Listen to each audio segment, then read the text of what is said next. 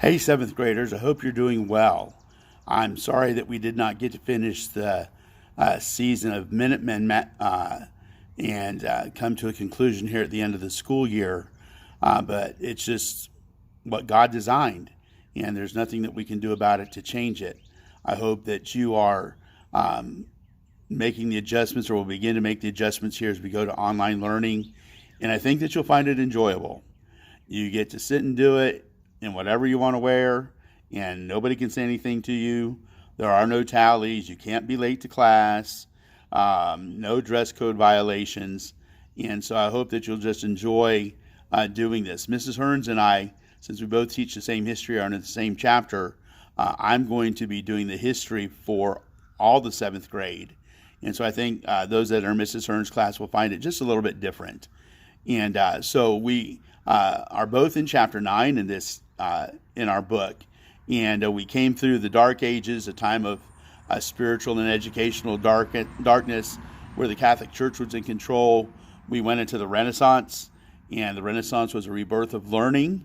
And humanism was a philosophy that was taught.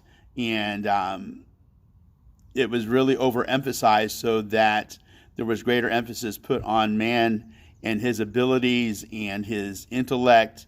And so there were good things that came out of the Renaissance, but there were also some negatives. And then we moved into the Reformation. And the Reformation was a time of spiritual awakening. And God used Martin Luther as a Roman Catholic monk studying in the book of Romans to begin the Protestant Reformation, and how that God used that to change Europe spiritually, and how it eventually translated and coming into the colonies when the colonies were being established in the early 1600s. And so we moved into chapter 9, and chapter 9 began with a little bit of European history, and James I came on the scene, and of course he's the one that authorized the translation of the Bible into the English language, the King James Bible that we use today. And then we get into the middle of the chapter, and it's what is called the scientific revolution, and a lot of discoveries, a lot of inventions.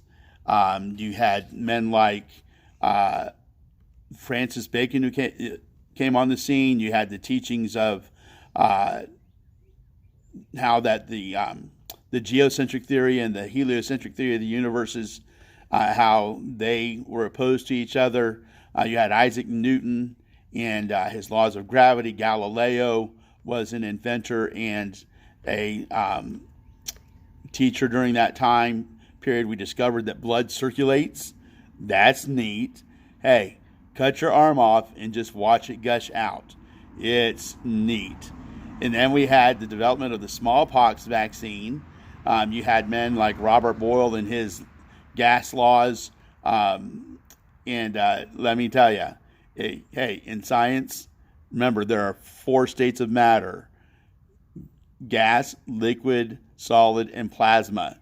Hey, my class, what do we eat that can exist in all 4 states of matter? And then you had the law of the conservation of matter, how that matter can't be created or destroyed.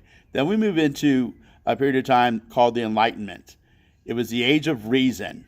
The idea that human reason and careful observation were the sure ways to know truth.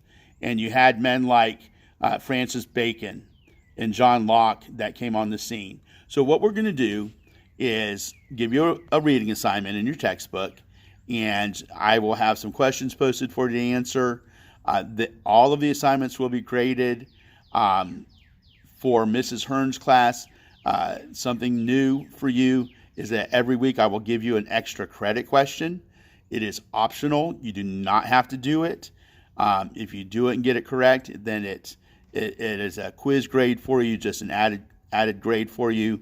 And the rules for extra credit questions are you can ask anybody the answer except me. You can Google it. You can ask your friends. Maybe your parents might know the answer. But let me just encourage you to check your work daily. Don't get behind. Assignments should not be long. If you have any questions or any needs, you can email me or Mrs. Hearns. If you have anything to pray about, we certainly would be glad to pray with you about those things as well. We love you and miss you. Bye.